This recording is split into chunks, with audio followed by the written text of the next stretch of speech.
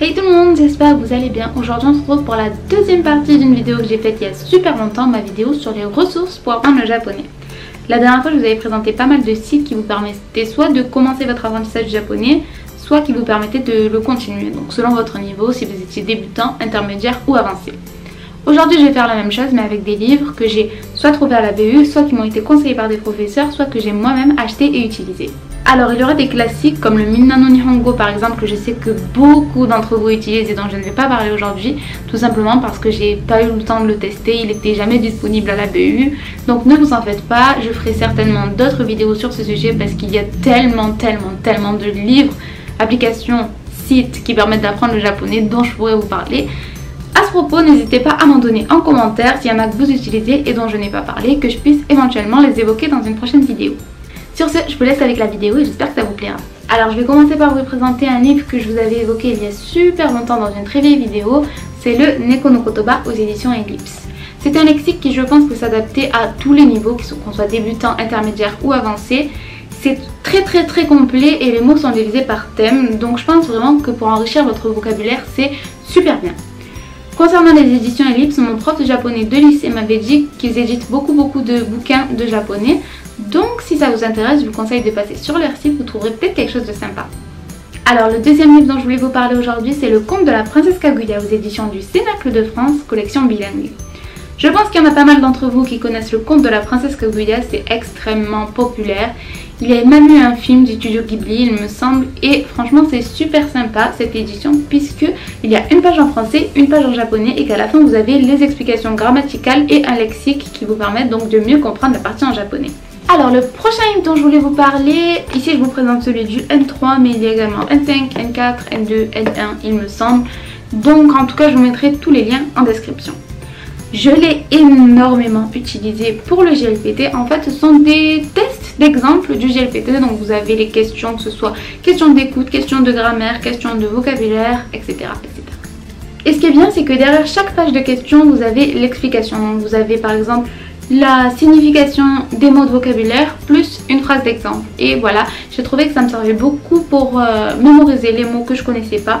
Les livres dont je vais vous parler ensuite, ce sont les Kanji in Context. Ce sont des livres qui sont dédiés aux étudiants avancés et intermédiaires. Donc si vous êtes débutant, n'achetez pas ceux-ci si vous les voyez en librairie. Il vaut peut-être mieux attendre d'être à un niveau intermédiaire.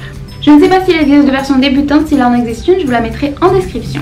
Alors le kanji in context ça m'a pas mal servi parce que personnellement je n'aime plus apprendre des kanji séparément en fait en apprenant simplement la lecture du kanji parce que du coup à chaque fois que je rencontrais dans un mot je savais pas quelle lecture utiliser en fait.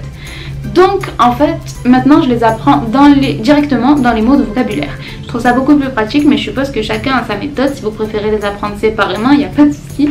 Personnellement je les apprends dans les mots de vocabulaire. C'est ce que permet le kanji in context puisqu'il donne pour chaque kanji pas mal de mots de vocabulaire pour pouvoir mieux l'apprendre et voilà, mieux le rentrer dans la tête. Il se couple avec le workbook qui donne donc pas mal d'exercices sur les kanji, sur leur signification, leurs utilisations, leur lecture, etc. Attention concernant le kanji in context, les traductions des mots de vocabulaire sont en anglais, donc si vous ne maîtrisez pas trop l'anglais, je ne sais pas s'il existe de version française, s'il en existe une, je vous la mettrai en description, mais sinon, il vous faut mieux maîtriser l'anglais pour l'utiliser. Concernant le workbook, par contre, il est entièrement en japonais, donc si jamais vous n'aimez pas l'anglais et que vous apprenez le kanji d'une autre façon, n'hésitez pas à utiliser le workbook du kanji in context, je pense que ça pourrait vous servir tout de même. On va continuer encore avec un livre en anglais, je suis désolée pour ceux qui ne maîtrisent pas l'anglais, il y a énormément de super ressources en anglais malheureusement, et en français il y en a, oui mais pas autant, et c'est un peu dommage. Enfin bref. Dans ce livre-là, on nous présente des textes écrits donc par des auteurs japonais, donc des vrais textes japonais comme l'indique le titre. Donc ils sont intégralement en japonais, je vous encourage à lire jusqu'à la fin et après à la fin vous avez l'explication pour chaque morceau de phrase, en fait vous avez une traduction en anglais.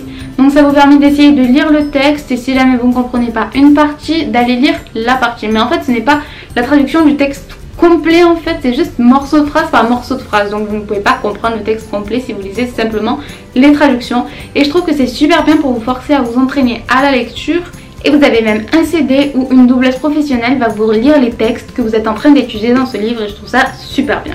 Alors celui-ci je viens tout juste de l'acheter, je viens tout juste de m'y mettre et je l'aime déjà beaucoup. Chaque page est divisée en 3 parties, partie kanji, partie vocabulaire et partie grammaire.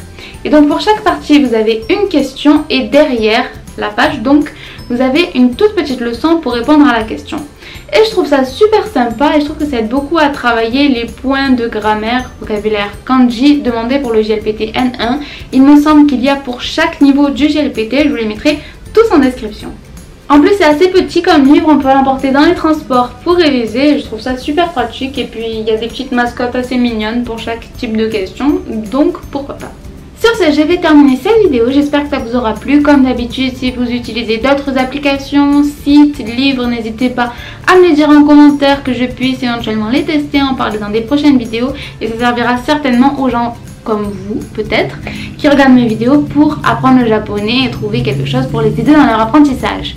Donc je vous souhaite une bonne continuation et je vous dis à la prochaine vidéo. Bye!